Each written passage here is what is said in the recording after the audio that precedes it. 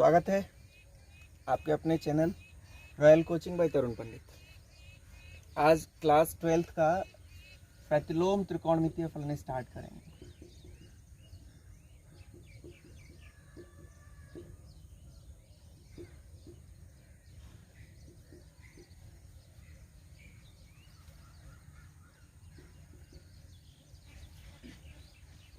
Inverse trigonometrical function, जैसा कि हम क्लास 11th में पढ़ चुके हैं, त्रिकोणमिति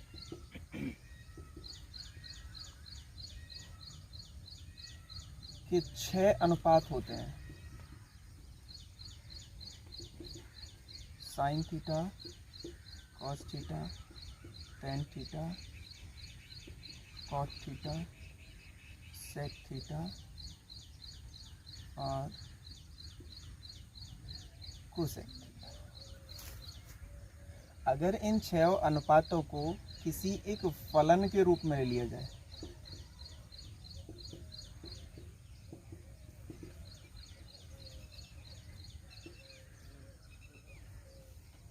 तब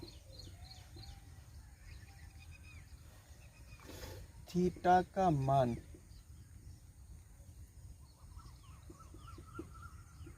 प्रतिलोम त्रिकोणमितीय फलन कहलाता है।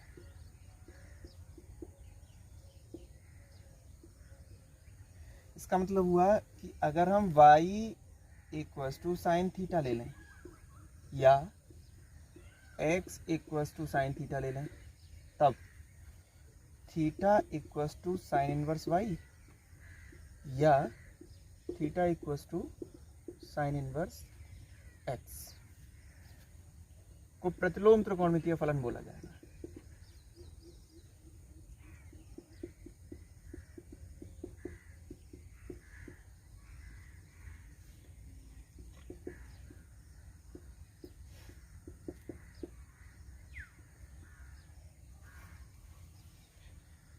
ठीक है, जैसा कि क्लास 11th में हमने पढ़ा है, साइन थीटा का जो परिसर होता है वो -1 से लेकर 1 तक इंक्लूड रहता है। इसका मतलब क्या हुआ? इसका मतलब ये हुआ कि अगर हम साइन का फलन चार्ट के रूप में बनाएं तब हमें पता है कि x का जो अधिकतम और न्यूनतम मान है 1 और -1 होता है। इसी प्रकार प्रतिलोम त्रिकोणमितीय फलनों का परिसर निकाला जाता है, जिसको, क्योंकि हम इसको कोण के रूप में ले रहे हैं, तो इसका मतलब साइन इनवर्स x का जो परिसर होगा वो π/2 से -π/2 तक इंक्लूड होगा। इसी प्रकार कॉस इनवर्स x 0 से पाई में सम्मिलित हो जाएगा। कॉसेक इनवर्स x, अब कॉसेक इनवर्स x, क्योंकि हम जानते हैं कॉसेक 0 इक्वस टू होता है इन्फिनिटी, इसका मतलब इन्फिनिटी को हम इसमें सम्मिलित नहीं कर सकते, तो कॉसेक इनवर्स x का जो परिसर होगा वो वही जो साइन इनवर्स का होता है, -π/2 से π/2 एक्सक्लूड किया जाएगा इसमें से 0 वैल्यू। इसी प्रकार से सेक इनवर्स x को भी 0 से पाई के बीच में लेकर माइनस किया जाएगा π/2।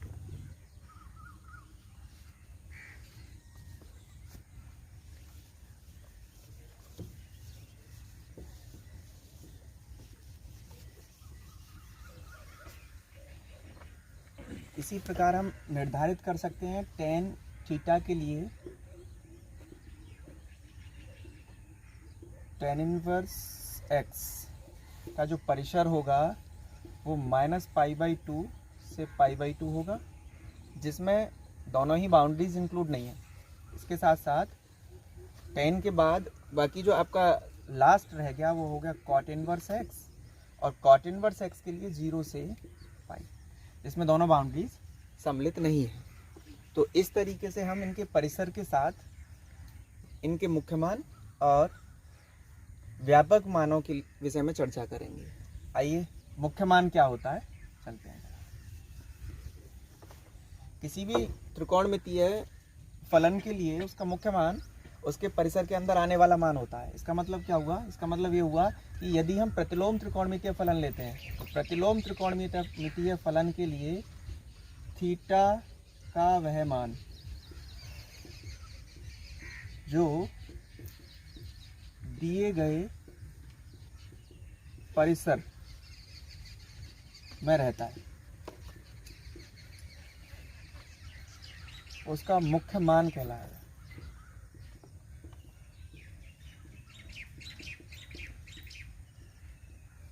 जैसे हमारे पास साइन थीटा की एक वैल्यू 1/2 है, तो साइन थीटा में 1/2 जो 2 वैल्यू है वो किसकी है? साइन π/6 की।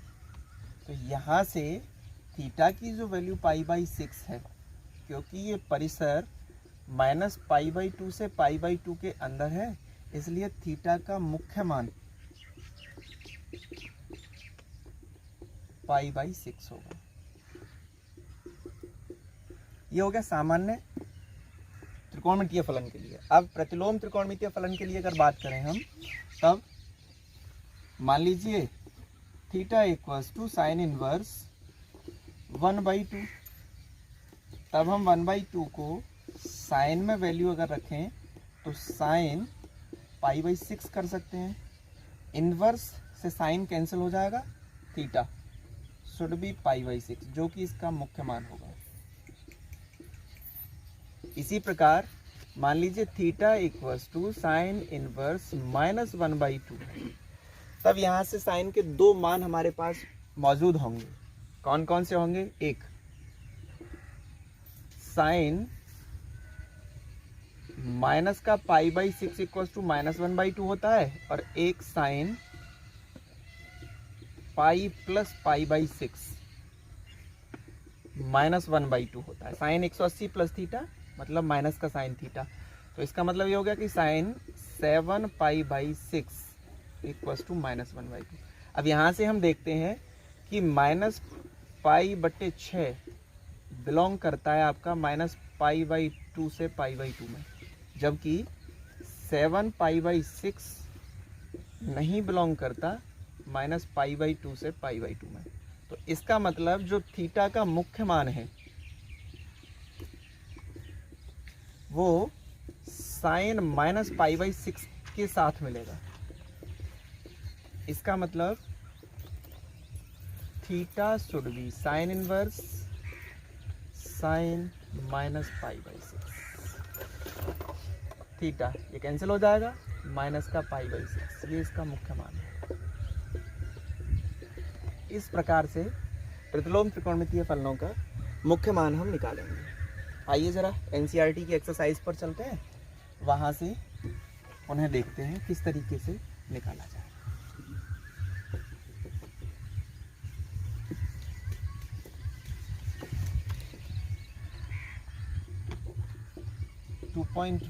पहला क्वेश्चन आप आइए।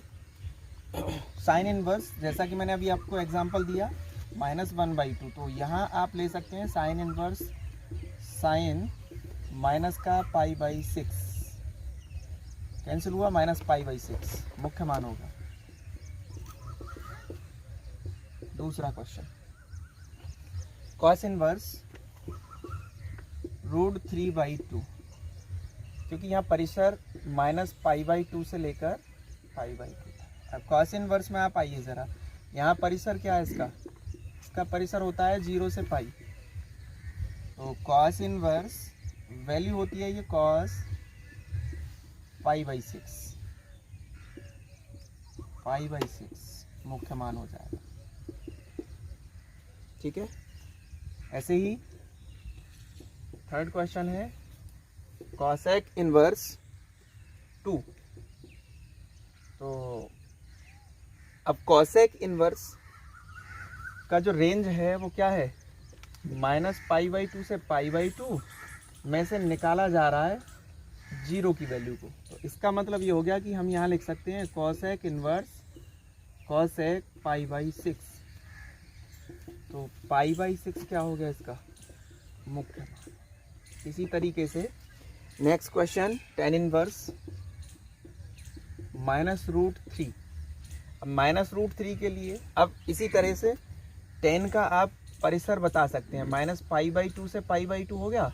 तो इसका मतलब tan इनवर्स tan माइनस का π/3, tan से इनवर्स कैंसिल होके माइनस का π/3 इसका क्या आ जाएगा मुख्य मान। ऐसे ही cos इनवर्स -1/2। अब यहाँ देखिए ज़रा, यहाँ से हम cos, क्योंकि परिसर क्या है, हम ले रहे हैं cos इनवर्स थीटा। अब cos इनवर्स के लिए हमने परिसर आपको बताया 0 से पाई। तो यहाँ अगर हम देखते हैं तो cos माइनस थीटा कभी भी क्या नहीं होता, माइनस का नहीं होता, वो cos थीटा होता है प्लस का। तो इसका मतलब यहाँ इसका परिसर हमको चेंज करना पड़े, सॉरी इसका कोण हमको चेंज करना पड़ेगा। वो चेंज किस तरीके से करेंगे, cos inverse cos pi minus 1/2, cos में वैल्यू होती है किसकी π/3 की। cos से इनवर्स खत्म, इसका मतलब पाई माइनस π/3 इसका मुख्य मान होगा, मतलब 2π/3। इस तरीके से आप क्वेश्चंस को कर सकते हैं। आगे कंटिन्यू करेंगे, आगे चलते हैं। Question number 6।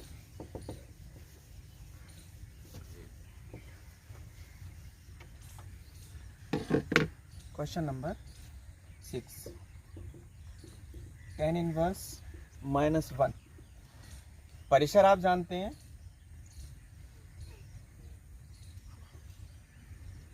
-π/2 से π/2।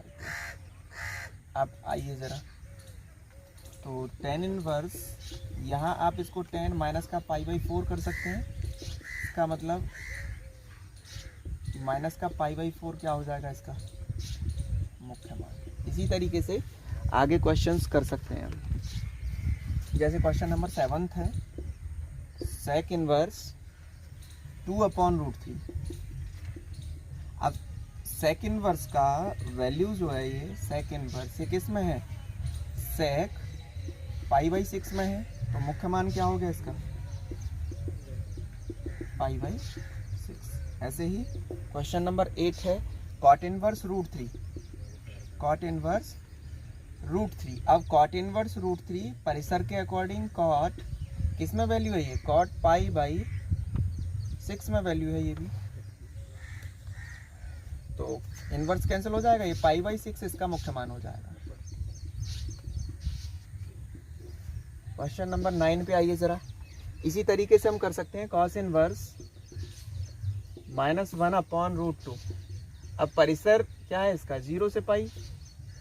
अब 0 से पाई में कहीं भी cos माइनस थीटा नहीं आता है। इसका मतलब क्या करेंगे फिर हम इसको cos inverse cos pi minus π/4 means 180 minus theta कर सकते हैं। cos इनवर्स से cos कैंसिल, पाई माइनस π/4 मतलब 3π/4 इसका मुख्य मान हो जाए। 10वां क्वेश्चन इसी तरीके से cosec इनवर्स -√2। अब cosec इनवर्स के लिए अभी परिसर बताया हमने π/2 से लेकर π/2 एक्सक्लूड कर दीजिए, मतलब हटा दीजिए इसमें से 0 का मान। तो अब यहाँ से आप आइए ज़रा, इसको क्या लिख सकते हैं हम, cosec इनवर्स, इसको लिख सकते हैं cosec माइनस का √2 वैल्यू किसका है π/4 का वैल्यू, कैंसिल हो जाएगा। माइनस का π/4 क्या हो जाएगा इसका मुख्य मान। इस प्रकार से आप इनके मुख्य मान निकाल सकते हैं। अब कुछ अलग तरीके से क्वेश्चंस हैं, आप उनको देखिए जरा किस तरीके से करेंगे।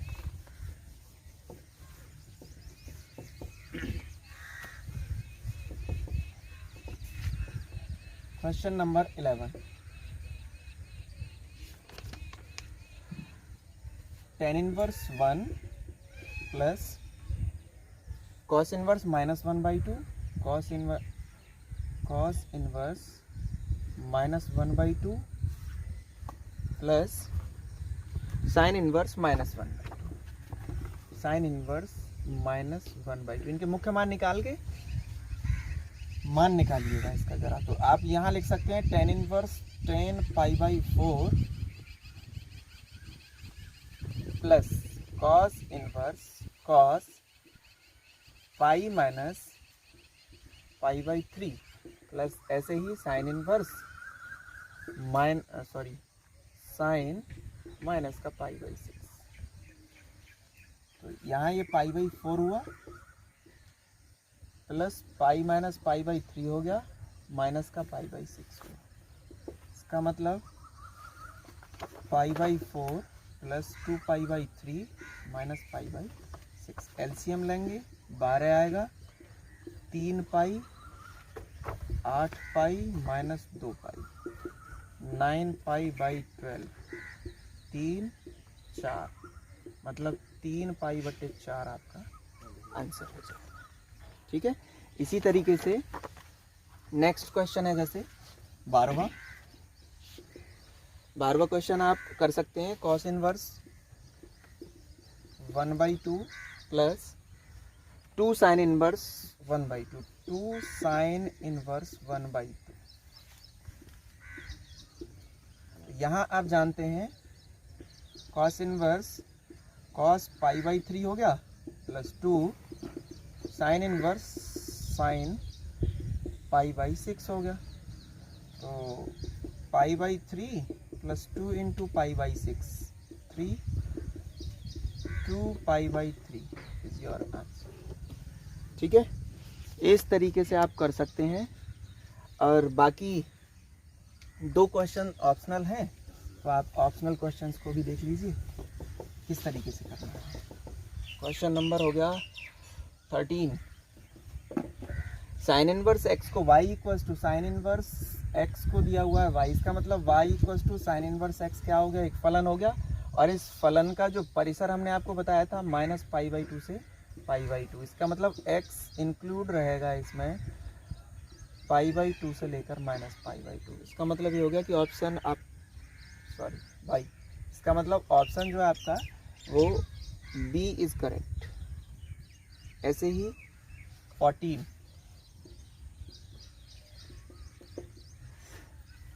tan inverse √3 minus sec inverse -2। अब आप आइए ज़रा, यहाँ आप जानते हैं tan इनवर्स 10 π/3 की वैल्यू है ये, minus sec inverse sec pi minus π/3 की वैल्यू है। तो π/3 माइनस का 2π/3, इसका मतलब क्या हुआ माइनस का π/3। ऑप्शन बी इसका। इस तरीके से एक्सरसाइज 2.1 कंप्लीट। नेक्स्ट वीडियो के साथ मिलेंगे अगली एक्सरसाइज में।